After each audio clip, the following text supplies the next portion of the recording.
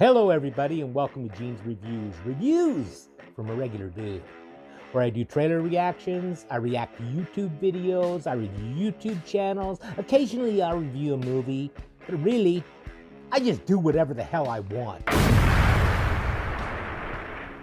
Hello everybody and welcome to Gene's Reviews from a regular dude, down in the basement. Today we're going to do one. This is a little different. This is from a channel called Audit the Audit. It says, officer swiftly fired after challenging altercation. I usually don't do videos like this, but this looks kind of interesting, so let's check this out.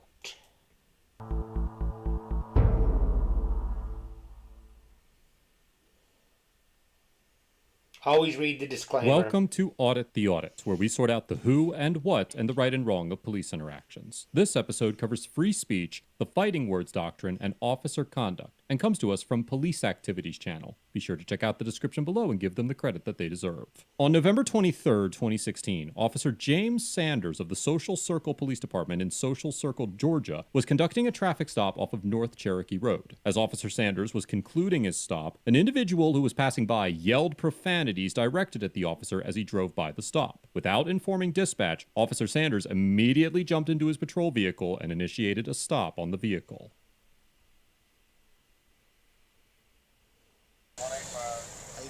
How's it going? License and insurance. Castle, I got pulled over? Yeah, I'll be glad to tell you in just 1 second. Is everybody all right? Yes, sir. What's going on? Who yelled out the window? I don't know. None of us.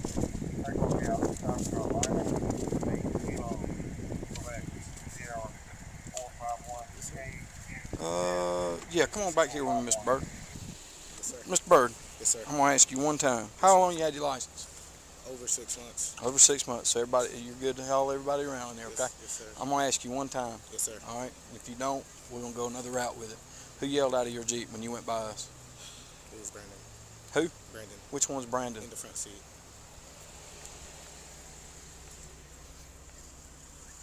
Got the Jeep. Yes, sir.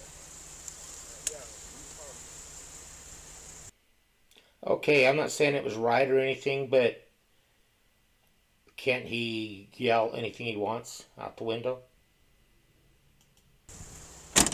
What'd you have to say? Nothing. No, tell me one more time you're going to jail, son. Officer For what? Sanders informs Mr. Hughes that if he repeats what he had yelled out the window, that he would be taken to jail. As mentioned on many episodes of ATA, the Supreme Court has routinely held that profanity is protected under the First Amendment, and that protection extends to criticisms of police. The Supreme Court has tackled the issue of profanity and its relationship to free speech on numerous occasions, and in the 1971 case of Cohen versus California, the court ruled directly on the use of the F word to criticize the government. As Justice John Marshall Harlan II famously noted, quote, "While the particular four-letter word being litigated here is perhaps more distasteful than most others of its genre, it is nevertheless often true that one man's vulgarity is another's lyric." The court reasoned that censoring certain words or phrases that serve as legitimate and non-threatening criticisms would offer the government a, quote, "convenient guise for banning the expression of unpopular views." However, the Cohen ruling did not exclude the possibility of regulating speech to some degree. For example, in the 1942 Supreme Court case of Chaplinsky versus New Hampshire, the court developed the concept of fighting words, which are words that fail to possess any social value or contribute to the expression of ideas and are solely intended to incite violence. The court has since narrowed the fighting words doctrine, but the core principle of First Amendment protection for criticisms of the government remains intact. The court went on to apply this logic to the context of a police encounter in the 1987 Supreme Court case of Houston versus Hill, stating, quote, "The First Amendment protects a significant amount of verbal criticism and challenge directed at police officers. Speech is often provocative and challenging, but it is nevertheless protected against censorship or punishment, unless shown likely to produce a clear and present danger of a serious substantive evil that rises far above public inconvenience, annoyance, or unrest." So basically, you can call them names all you want, and I don't think that's right, but you can call them names or anything you want, and that's absolutely fine. But if you're threatening them, threatening bodily harm, bodily injury, anything like that, then they have a right. Given that Mr. That's the way I Hughes was merely understand it. expressing his opinion of police as a whole and did not direct any personal insults or threats of violence to Officer Sanders, it is highly unlikely that a court would find this stop to be legitimate on the basis of Mr. Hughes' choice of words. What's your name? Brandon Hughes. Brandon Hughes. Yes, sir. I know who you are. Yes, sir. Is there something you need to say to us that you want to yell out the window? No, sir. Who you yelling at? Look at me when you talk to me, son. Who you gonna yell at? What'd you say? F the police. Yes, sir. I'm sorry. You're sorry. Get your hands out of your pockets. Yes, sir. Why you want to say that to the police? I don't know y'all protect us. I shouldn't have. No, I ain't protecting you. Yes,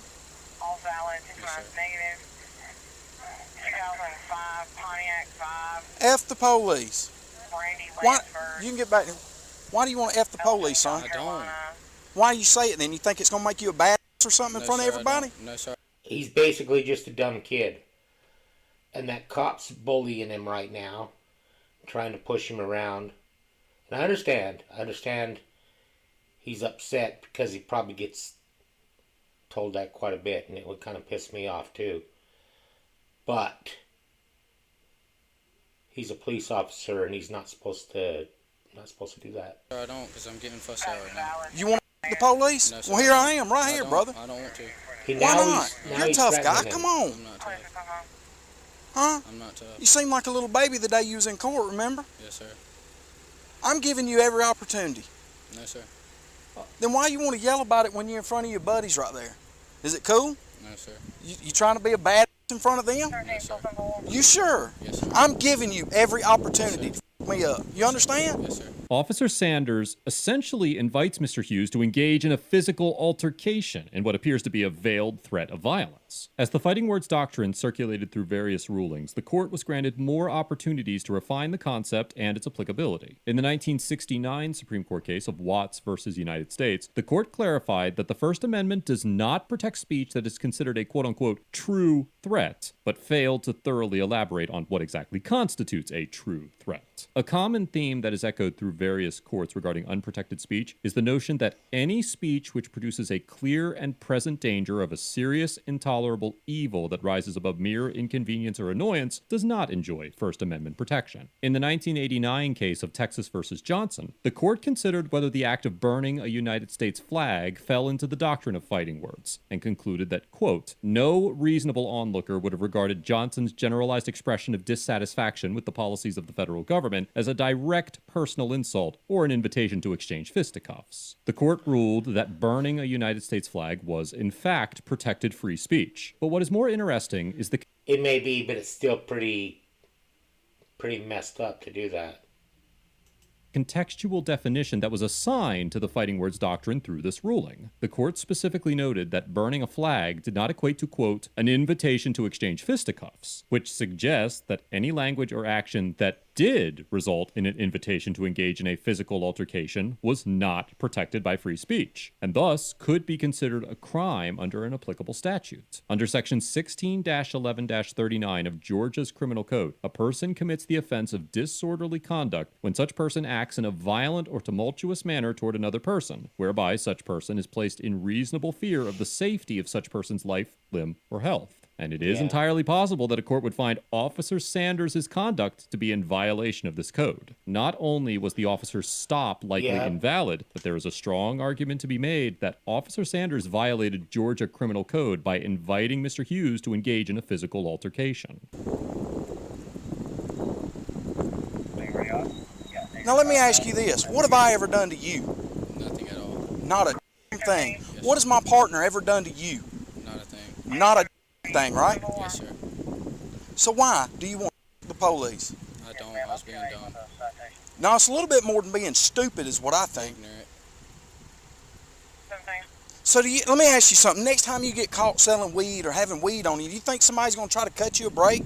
If I go to jerking everybody out of that Jeep and I find 1 ounce of weed, do you think I'm going to take everybody to jail? Yes, sir. No, sir. Just me. No, hell, I'm going to take every one of your friends to jail. Yes, sir.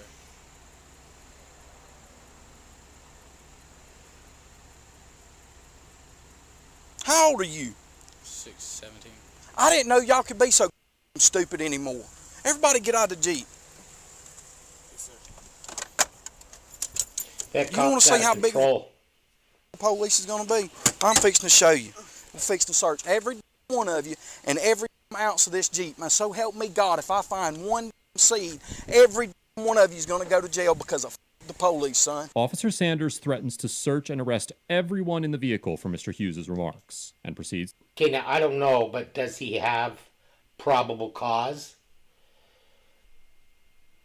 Because I know the kid was dumb for yelling that and everything, but do you think he's dumb enough to yell that out the window if they got weed in there? I'm not so sure.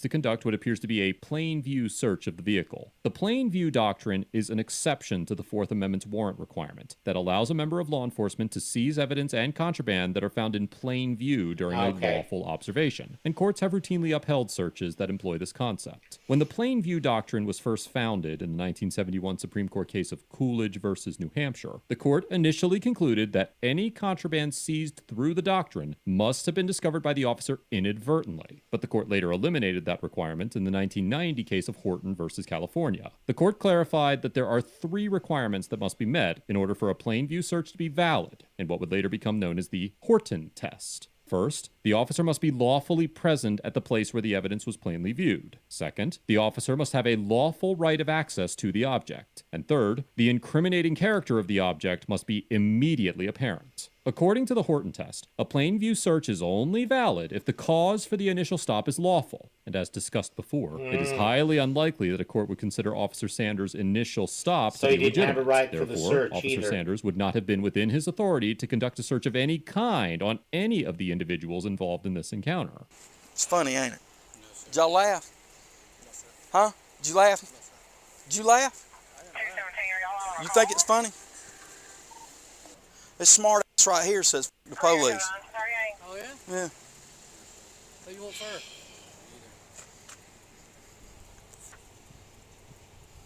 Bird, you can get back in the Jeep, son. You ain't done nothing wrong. Y'all two pile back in there. Y'all ain't done nothing wrong. Ain't no sense in y'all paying for this stupid. That's that knucklehead off of Elm Street He right didn't do there. nothing wrong either, according to the law. He don't believe it, but I swear to God I can beat him in basketball. You can't shoot. You still got to play me. I've been asking you since I was on Elder. Dude, let me tell you something. I got 2 torn up ligaments. I will smoke both of y'all. Y'all can play 2 on 1. Take you out the game. Let me tell you something. You'd be on your little skinny ass. I'm telling you. You ever seen Charles Barkley play? Hey, dude, I'm gonna be honest with you. Technically, I can't search your Jeep, and I can't touch y'all, and I don't want to. I'm not a like that. Okay, but I'm gonna tell you something. If you hang around like this, somebody's gonna mess with you. Hey, let me ask you this: you upset because you did it, or you upset because you got caught? Honestly, both. It was disrespectful when I was raised better. Just being dumb. Yeah, I'm gonna be honest with you. I don't know that you. I don't know. I mean, what you did is not breaking the law. You didn't break the law. It's freedom of speech. Yes, sir. But still, I mean, just to blatantly out, just hollering out while we're trying to do our job. Okay, if he didn't break the law, they have no right to keep him there. It's as simple as that.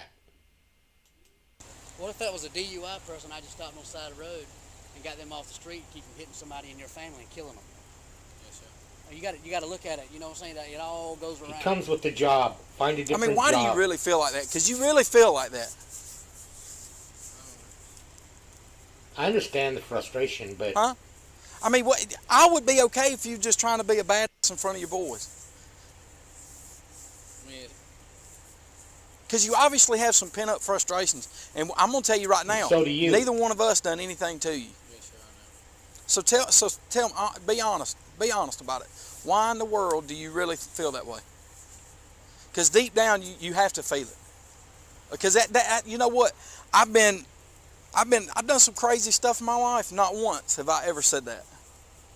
After admitting that he could not legally search the vehicle and finishing up his lecture, Officer Sanders allowed Mr. Hughes to leave the scene without further incident. A few days after the encounter, an anonymous citizen raised concerns about the stop to Social Circle Police Chief Tyrone Oliver, who reviewed the body camera footage and initially placed Officer Sanders on leave, but made the decision to fire the officer less than a week later. The officer had been with the Social Circle Police Department for 8 years, and according to the Walton Tribune, his personnel file showed an oral warning for failure to provide assistance in 2013, a reprimand for conduct in 2014, and a written warning for violating the administrative regulations or departmental rules in 2016. Officer Sanders immediately appealed the chief's decision to the city council, but city manager Adele Shermer upheld his termination and the decision was finalized. It is unclear whether any of the individuals involved filed any federal complaints against Officer Sanders. Overall, Officer Sanders gets an F for displaying a fundamental misunderstanding of the First Amendment and freedom of speech, conducting a traffic stop with no legitimate basis, and for threatening Mr. Hughes with violence for expressing his opinion. Not only did the officers admit that nothing Mr. Hughes did was illegal, but Officer Sanders also acknowledged the possibility that Mr. Hughes had formed a negative opinion of police officers, and then proceeded to exacerbate and legitimize that opinion by harassing Mr. Hughes. It is difficult to understand how Officer Sanders rationalized his conduct as productive, and intimidating and threatening an individual because they have an unfavorable opinion of police officers can only serve to reinforce that opinion. The officers continually alluded to the notion that Mr. Hughes should respect them because it is them who ensures his safety and security. But the public at large does not owe police officers a higher degree of respect because they chose a career in law enforcement. Being a police officer is a demanding and often thankless line of work that is essential to the fabric of American society. But so is logging and piloting an aircraft, which happen to be the top 2 most dangerous jobs in America, with policing ranked at 22nd. Members of law enforcement do deserve the respect of the public, just as much as any other industry that supplies the basic needs of the public. But that does not absolve them from the criticisms that ultimately drive progress within the field. As Chief Oliver noted to Fox 5 regarding the incident, quote, "In this profession, we have to have tough skin. People say stuff to us all the time, and you gotta let it roll off your back and do your job, and do it right. It is difficult to assign an accurate grade to Mr. See, like right there, as close as he is to that kid, right in his face like that, that's not right. I'm sorry, that's... When I was 17 years old, if that would have happened to me, my dad would have had a real problem with that cop. Hughes for several reasons, but the most prominent one being that he was a minor at the time of this interaction. What is clear from the video is that what the cop should have done, in my opinion, is maybe contact the kid's parents and let them know what he was doing. Let the parents discipline him. That's what my dad would have said. He would have said, he's my son, I discipline him, you have no right to do it. I understand the cop's frustration and everything because that would be a hard job. I wouldn't want to do it. And you're getting treated like crap all the time by people when you're actually just trying to help them, save their lives and stuff like that. And whatever, just protect them. But then when somebody yells out the window, F the police, you kind of just got to let it go. I think. He did not break any laws, and no one should fear being stopped and threatened by the police for expressing their opinion of the police. It is impossible to speculate on why Mr. Hughes has formed this opinion of police officers, but nothing Officer Sanders did had the potential to change that opinion. I commend Chief Oliver for taking swift action against Officer Sanders, and I commend the Social Circle Town leadership for upholding the chief's decision and setting the precedent that this type of conduct will not be tolerated from its officers. This is exactly the type of response that this behavior should generate, and I hope that more cities across America will take a page from the Social Circle Handbook. Let us know if there is an interaction or legal... I personally don't think the kid meant it when he said it. He was showing off in front of his friends, trying to be all hard and everything. Let me know in the comments down below what you think. Do you think the cop had a right to do that? Or do you think he went overboard? I think he went a little overboard, in my opinion. I don't think he should have pulled him over to start with, because they said that according to the law, he did not have the right to pull him over for just yelling "F the police" out the window. But I don't know. Let me know in the comments down below what you think. Now, how about a joke? I lost my fog machine the other day because I left it running. Thank you, everybody. Make sure you like, comment, subscribe, hashtag Mean Gene, all that fun stuff. And if you like this video, tell all your friends, leave a comment down below. And if you didn't like it, then just shut up. And I will see you next time.